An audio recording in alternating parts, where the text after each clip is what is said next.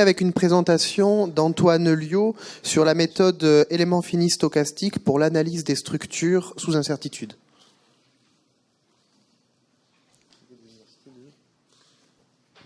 Et Antoine est doctorant du CEA Saclay avec l'Université Grenoble-Alpes.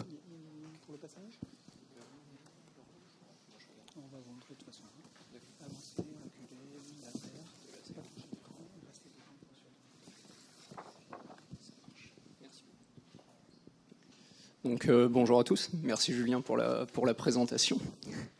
Donc effectivement, je suis là pour vous parler aujourd'hui de mes travaux de thèse qui portent sur la méthode d'éléments finis stochastiques condensés pour l'analyse des grandes structures sous incertitude et particulièrement en régime non linéaire. Oula, c'est un peu vite. Donc la problématique qui nous intéresse concrètement, c'est celle des structures de grande dimension. Donc, voilà.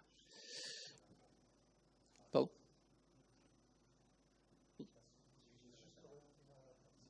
Ah oui, d'accord. Oui.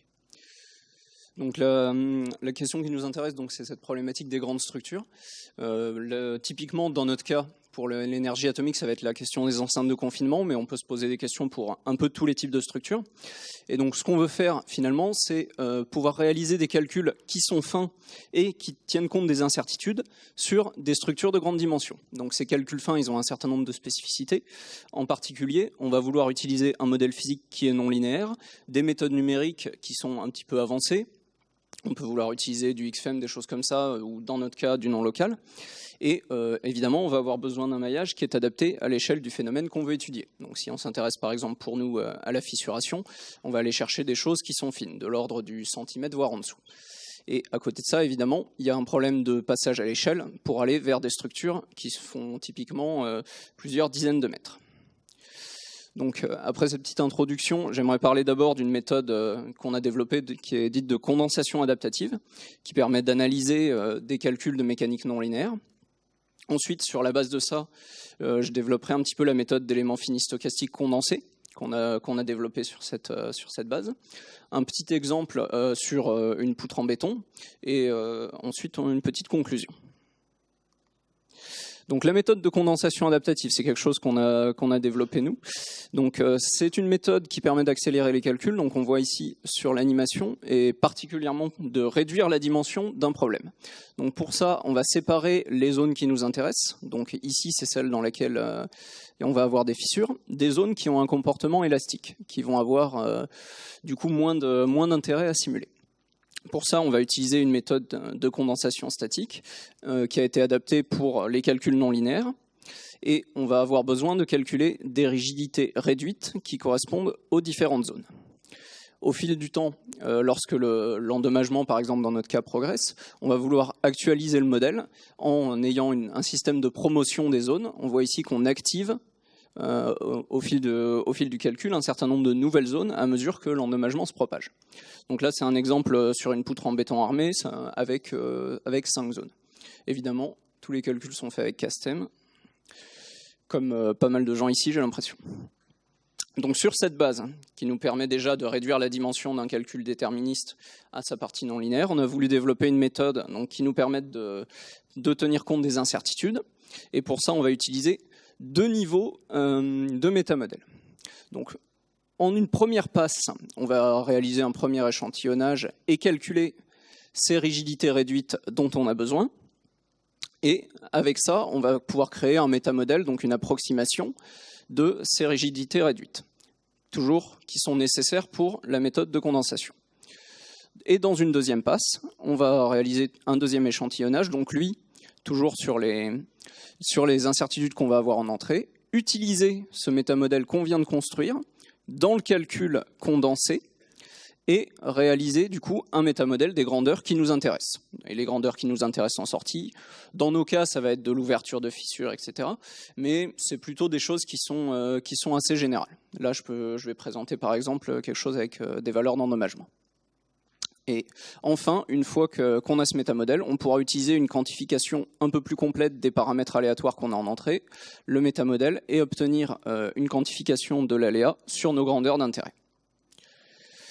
Donc l'exemple sur la poutre en béton, là c'est une poutre en 2D, c'est un exemple relativement simple pour que ça aille un petit peu vite.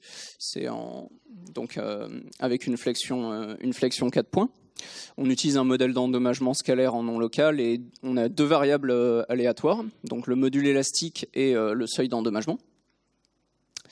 Donc là-dessus, on va vouloir se comparer avec une méthode d'éléments finis stochastiques de l'état de l'art. Donc on voit que si on observe la réponse en termes d'endommagement par rapport au seuil d'endommagement et au module Young, on a quand même une bonne reproduction des résultats.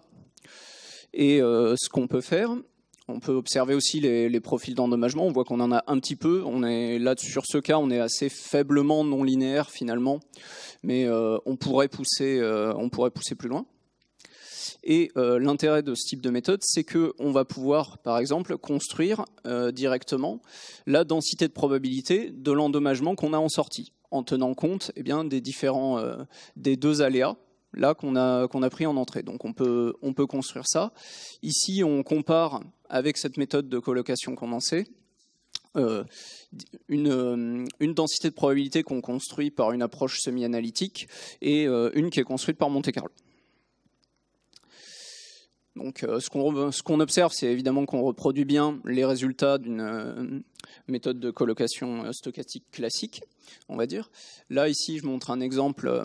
C'est plus pour montrer que finalement, c'est une méthode de calcul qui peut s'adapter avec différentes lois en entrée. Là, j'avais fait avec des variables aléatoires gaussiennes, mais on peut utiliser des logs normales, par exemple, ce type de choses. On voit aussi qu'on a quelque chose qui est suffisamment fin, on va dire, en termes de quantification pour faire la différence entre ces 2 lois.